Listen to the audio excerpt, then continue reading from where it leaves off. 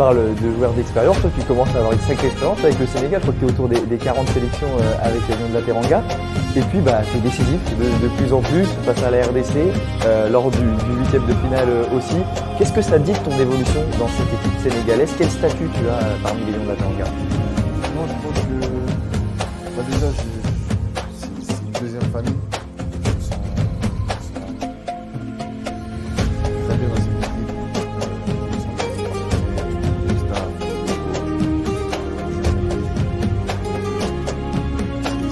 je me sens très bien sur le terrain. Après, l'important c'est de garder on n'appartient pas à organiser cette équipe. J'essaie de doubler que ce soit quand j'ai 10 minutes, je pense que comme tout l'effectif, on essaye de se donner à fond. Et voilà, c'est vrai que voilà, j'ai maintenant, c'est ma 3e CAN. J'ai 26 ans, donc j'arrive aussi à l'âge de la maturité. Je me sens bien parce que j'ai aussi des responsabilités dans cette équipe. Comme vous l'avez dit, j'ai un peu plus de temps de jeu. C'est ma 3e CAN, donc j'ai un peu plus d'expérience que certains. Et franchement, je me sens bien. Je me sens bien, on le voit sur les derniers matchs. Je prends du plaisir à jouer aux côtés de merveilleux joueurs. Donc ça se ressent sur mes performances. Et tu donnes du plaisir aussi aux supporters et aux fans sénégalais notamment. Sacré but quand même face au Soudan là. Raconte-nous un peu, c'est des gestes que tu as l'habitude de faire, frappe première intention comme ça. Ouais, on me dit souvent que j'ai une bonne frappe. Et l'anecdote, c'est la veille, en fait, on travaillait devant le but et je mettais que des buts. Et le coach il vient me voir et il me dit ah ouais Pape, t'es chaud. Je dis ouais coach, c'est bien, mais moi j'aimerais marquer en match. Donc il m'a encouragé tout ça et le lendemain, clinique. Donc non, c'est bien, ça prouve que le travail paye. Après, voilà, c'est bien, j'ai mis 2 buts. Mais le plus important, c'est si je peux mettre ces buts-là en finale, je serais le plus heureux. Un doublé pour un joueur sénégalais tout court, c'était la première fois dans l'histoire des phases à élimination directe à la CAN. Est-ce que déjà, tu savais cette stat-là, tu es un pionnier en termes de buts marqués en phase d'élimination directe du coup pour le Sénégal? Et qu'est-ce que ça t'a fait comme émotion sur le moment? Non, en vrai, je savais pas du tout. C'est une fois le match terminé que certains journalistes m'ont annoncé ça. Et ouais, c'est une fierté. C'est une fierté d'être le premier. Après, j'espère qu'il y en aura d'autres.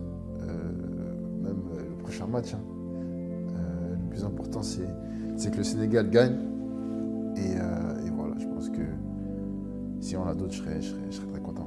Tu nous as parlé du coach qui t'a motivé la veille en te disant que voilà, tu étais clinique face au but et que derrière ça a fonctionné un petit peu lors du match. Quelle relation tu as avec lui? Quelle discussion vous avez? Et quel rôle il te donne dans cet effectif, que ce soit sur le terrain et en dehors? Bon, on a une bonne relation avec le coach. Le coach, il était adjoint de Aliou Cissé. Donc, je pense qu'il a ramené aussi pas mal de choses dans cette équipe. Moi, il me laisse un peu jouer mon jeu. Il me demande de faire ce que je fais à Villarreal, tout en respectant un peu ses consignes. Mais voilà, de tenter tout ce que je sais faire. Et quant à la confiance du coach, c'est plus facile. Et voilà, je pense qu'on doit continuer dans ce chemin-là, en écoutant toutes les consignes du coach, parce que franchement, il nous apporte énormément. L'expérience à la CAN, t'en parles très bien, puisqu'en 2021, lors du titre, tu es titulaire lors de la finale, tu avais eu beaucoup de temps de jeu sur la phase à élimination directe notamment. Qu'est-ce que tu vois comme différence entre l'équipe de 2021 et l'équipe d'aujourd'hui? Parce qu'il y a quand même beaucoup de cadres, une colonne vertébrale qui est très similaire. Déjà en 2021, on avait une belle équipe. On avait une belle équipe, c'était toujours le même état d'esprit, c'est-à-dire mettre le Sénégal le plus haut possible. Pas avoir ces questions d'ego, je joue pas, je suis fâché, tout ça. Toujours rester unis. Et je pense que cette année, c'est la même chose. On a les mêmes cadres.